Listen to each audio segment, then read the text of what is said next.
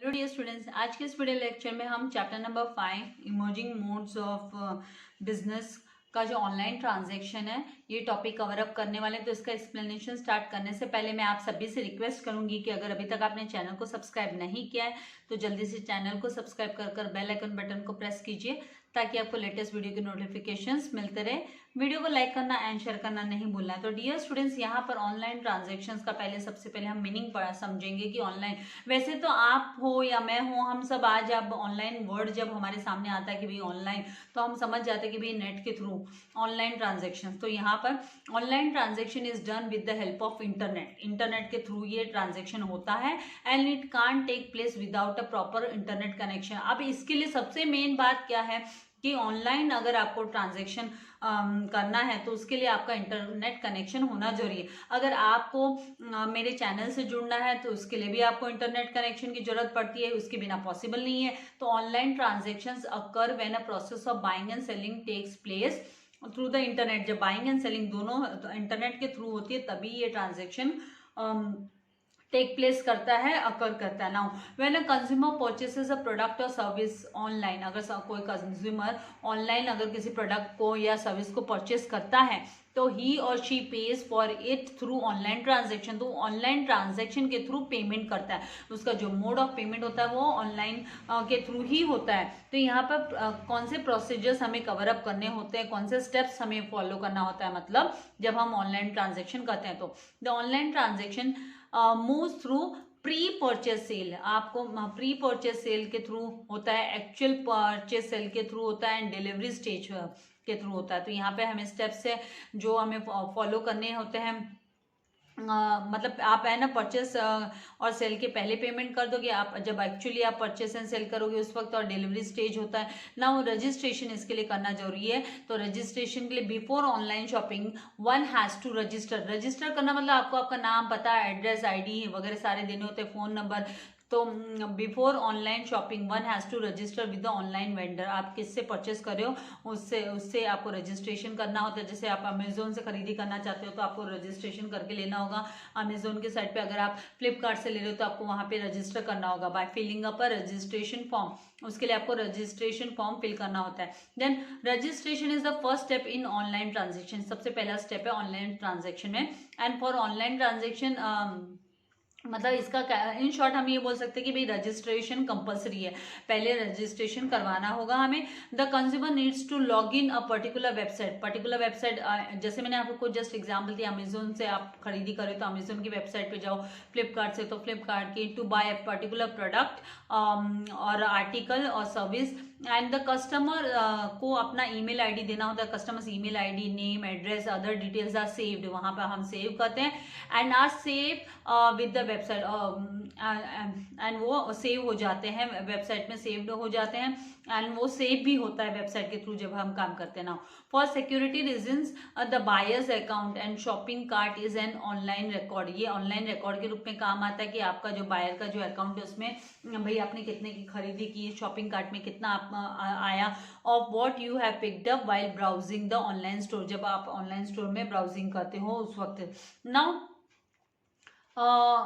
Second one, placing an order, एक order place करने का काम। तो it is second step in online transaction. ये सेकेंड स्टेप हुआ ऑनलाइन ट्रांजेक्शन में।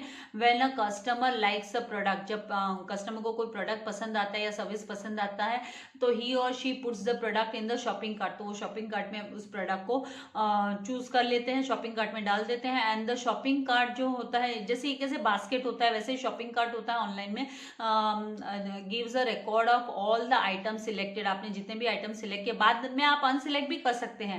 ऐसा नहीं है कि आपने सिलेक्ट एक बार कर लिया तो अनसिलेक्ट नहीं कर सकते। तो पहले हम चूज कर करके रख लेते हैं। The shopping cart gives a record of all the item selected by the buyer to be purchase and the number of units, कितने यूनिट्स आपने सिलेक्ट किए हैं, कितने क्वांटिटी, मतलब यूनिट्स मतलब कितनी क्वांटिटी आपको चाहिए, 1 kg, 2 kg, 4 पीसेस, 5 मतलब 5 पैकेट्स, 4 पैकेट्स, ऐसे बॉट पर यूनिट पर आइटम सिलेक्टेड, कितने पर आइटम को कितनी क्वांटिटी आपने सिलेक्ट किया, मतलब इन नंबर और इन KG, and the price of each item, हर आइटम का प्राइस दिया होता है। नाउ देन इसके बाद में क्या है, buyer proceeds to the payment option, बाद में वो पेमेंट ऑप्शन पर जाता है after selecting all the products. सारे प्रोडक्ट सिलेक्ट कर हो गए, उसके बाद में पेमेंट की बारी आती है। तो पेमेंट के समय पर it is the last step हो गया, ये ऑनलाइन ट्रांजेक्शन का लास्ट स्टेप हो गया।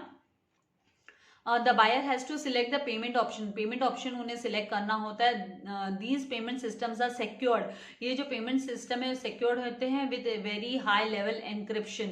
इसमें जो है ना 1-to-1 एनक्रिप्शन, इनका जो एनक्रिप्शन होता है, जैसे आपने व्हाट्सएप में भी देखा होगा, आप एनक्रिप्शन आता है तो ये सिक्योरिटी पर्पज के लिए होता है। तो द पर्सनल जो फाइनेंशियल इंफॉर्मेशन है वो कंप्लीटली सिक्योर्ड होती है इन साइट्स पे।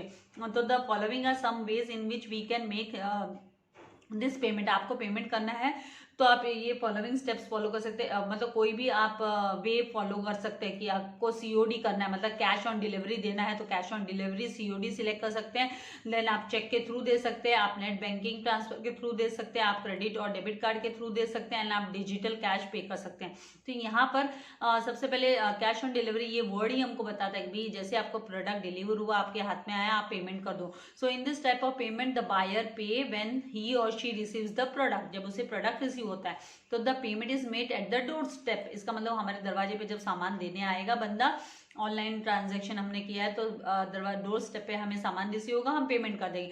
दस customer can pay in cash, वो कैश में पे कर सकता है और बाय डेबिट कार्ड और क्रेडिट कार्ड के थ्रू वो पेमेंट कर सकता है। अगर debit card and credit card की मशीन उनके साथ में है, इमीडिएटली उनके सामने वो पेमेंट कर सकते हैं। मतलब ये प्रोसीजर है। बेसिकली जो सीओडी है वो कैश डिलीवरी होती है, जब आते हैं दरवाजे पर डोर स्टेप पर तो हम उतना रोकड़ा उनको हाथ में पकड़ा देते हैं। नाउ सेकंड है cheque. In this type of payment the buyer sends a cheque, buyer एक चेक भेजता है सेलर को, and the seller sends the product after the realisation of cheque. जब चेक क्लियर हो जाता है, रियलाइजेशन ऑफ चेक का मतलब जब आपका चेक, मतलब आपने अगर 10,000 का सामान खरीदा है सेलर से और आपने उसको चेक दिया है, तो जब 10,000 सेलर के खाते में आ जाएगा, अकाउंट में क्रेडिट हो जाएगा, आपके खाते से डिडक्ट हो जाएगा, तब वो आपको सामान भेज देगा। देन नेट बैंकिंग ट्रांसफर के थ्रू, तो in this type of payment the payment is transferred from buyer's account, buyer के अकाउंट से सेलर के अकाउंट में इलेक्ट्रॉनिकली ट्रांसफर हो जाता है डायरेक्टली। इसके लिए आपको कोई चेक वगैरह देने की जरूरत नहीं, कोई डीडी देने की जरूरत नहीं है। After the payment is received by the seller, एक बार सेलर को रिसीव हो जाता है पेमेंट, तो the seller dispatches the goods to the buyer, वो गुड्स की डिलीवरी बायर तक डिस्पैच कर देता है, पहुंचा देता है, गुड्स डिस्पैच कर देता है डिलीवरी के लिए। Now it is an electronic facility हो गई of transferring funds through the net, through the internet के थ्रू ट्रांसफर करना। जैसे नेट बैंकिंग में क्या होता है कि आप है ना इलेक्ट्रॉनिक ट्रांसफर एनईएफटी कर सकते हो, आप बहुत सारे वेज हैं। देन क्रेडिट कार्ड और डेबिट कार्ड, क्रेडिट और डेबिट कार्ड में क्या होता है, the buyer makes payment through the debit और credit card and the amount get deducted from the customers account. तो कस्टमर के अकाउंट से है ना अमाउंट डिडक्ट हो जाता है। और डेबिट कार्ड और credit card properly known as, इसको हम पॉपुलरली हम इसे प्लास्टिक मनी भी बोलते हैं। हम आप लोगों ने 11th स्टैंडर्ड में इकोनॉमिक्स में सेकेंड चैप्टर में पढ़ा होगा कि debit card and credit card are plastic money. Now they are mostly use for online payments, ये ऑनलाइन पेमेंट्स के लिए हम मोस्टली यूज करते हैं।